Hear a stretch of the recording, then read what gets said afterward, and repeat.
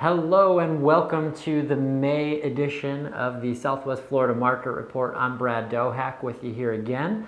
I wanted to start off, we do have a few very interesting facts about what's going on in the market, similar trends to what we were seeing last month.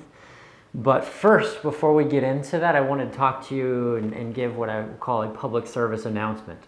It's about Zillow this time. So Zillow is a great consumer website. Lots of people go there.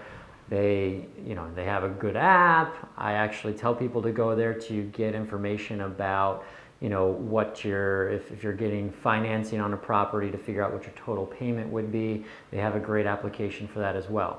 Some of the not so great things about Zillow, and they actually drive me crazy. The number one is that Zillow shows properties that are not for sale. So if you're looking for a home or a condo or townhome villa in Southwest Florida, a lot of people go to Zillow, they start their search on Zillow, and it'll show a foreclosure. It'll say it's foreclosed. The price will be amazing. It'll look so great, and then it's not available.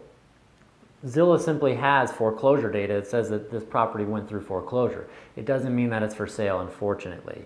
And usually the price is several $100,000 off. So from that point of view, I think that they're misleading consumers because I deal with those questions on a daily basis.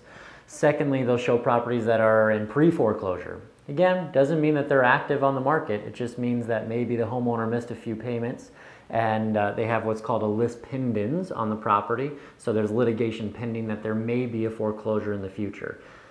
Again, not necessarily a home that will come on the market, and the price that they put on that kind of comes from nowhere. So the third and final thing with Zillow, the trouble that we have with Zillow is the Zestimate. So if you're not familiar with that, Zillow has an automated valuation system for your home, and it will say, your home is estimated to be worth this much.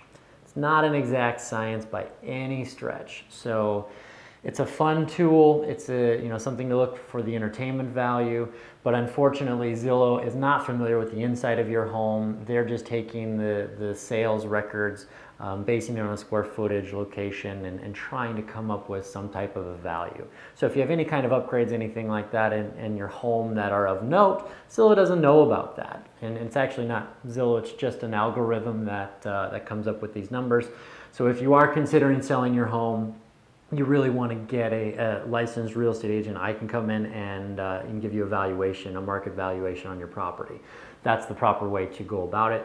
And then if you're looking for something to buy in the area, our website is directly connected with the MLS. So you're getting live data in real time all the time. So there's my public service announcement for the month. Now let's get to the meat and potatoes of what's going on in the market.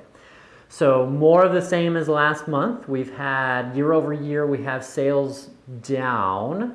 We're talking single family homes in Lee County. They're down about 8% these are April numbers of 2016 over 2015.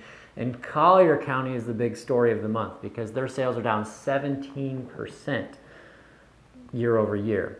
Their prices are up. Their median sales price is up 16%, and Lee County is up 4.7%. So prices are up a little bit, sales are down. There's nothing to be alarmed with here. It doesn't seem like there's any kind of a major market shift that's happening. It seems like we're getting, stabilizing quite a bit. One way that we can tell that is by the amount of inventory that's on the market. So if you look at the amount of inventory in Lee County, we're right at between 5 and 6 months worth of inventory. This is for single family.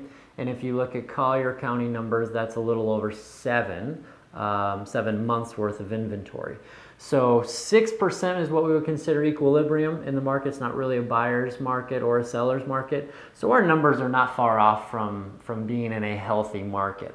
If we rewind a few years back to, say, 2007, we had almost 3 years worth of inventory on the market. So right now at around 6 months, that doesn't, there's nothing to be alarmed at with the real estate market. We're seeing what I would call, a minor correction.